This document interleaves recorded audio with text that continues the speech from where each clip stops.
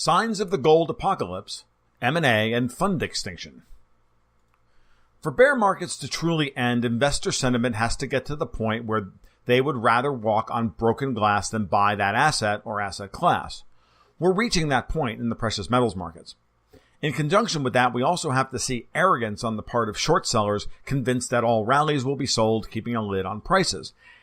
It doesn't matter if buyers come in at a higher price or above significant technical support levels, they will push because they have been convinced this is a one-way trade.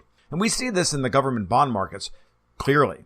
In trader speak, it's called the insert head of central bank here put. First, it was the Greenspan put. That begat the Bernanke put, which morphed into the Yellen put. Then there's the Mario Draghi put in Europe. Over the last few months, we've seen sign after sign that the gold and silver markets are nearing the end of their bear markets. These are signs of extreme distress. The first I've already mentioned. Record speculative short positions amongst future traders. Then there was the rebalancing of Vanguard's $2.3 billion gold and precious metals fund into the Global Capital Cycles Fund, trimming exposure to precious metals to 25% of assets under management. And now we're beginning to see the advent of M&A, or mergers and acquisition phase of the bear market. This is where companies begin merging to shave costs after having already cut back on production to preserve cash flow. And it was just announced that American Barrick Corp and Randgold Corp are merging into one company. This will make them the largest mining company by market cap in the world at around $18 billion. Primary silver producers like Endeavour Silver are shuttering high-cost mines in this pricing environment, and we're seeing this all over the industry. Well-run companies with low debt and strong balance sheets don't do mergers like this. They tough it out, or they go on a hostile raid of assets undervalued by the market, i.e. hostile takeovers. There is always something that stands in the way of gold's next breakout. I'm as frustrated by it as anyone else in this space, but the reality is that gold at this point is the retail investor's hedge against government instability and loss of institutional faith. I made this point before, and I'll make it again. The last gold bull market was primed to go for 2 years before it finally began in earnest. Gold made a low in 1999, but it took until after 9/11 for it to finally move above the technical levels to force short sellers and heavily forward hedge producers like Barrick to finally lift their hedges and cover. Quote from my article earlier in the year, 9/11 kicked off the last one, in my view, bull market. The history on it is clear. The U.S. government was attacked bodily that day, which tore at the world's view of its primacy. The response from the FOMC chair, Alan Greenspan, was to radically lower interest rates and open the liquidity taps. That fueled the first leg of the decade-long bull market.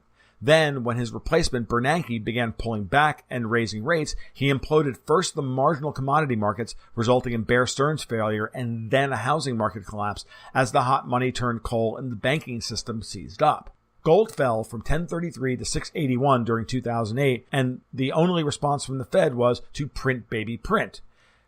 This did not engender confidence, so gold's second and more explosive wave of its bull market nearly tripled its price in just over 2 years. Eventually, the central bank's coordinated policy in 2011, the Swiss pegged the franc to the euro, Merkel was re-elected in Germany, and that commitment to stability provided enough cross-market liquidity and confidence to rein in gold, unquote. Because retail demand took off in the wake of the Bush v. Gore debacle and then an attack on U.S. soil for the first time since Pearl Harbor.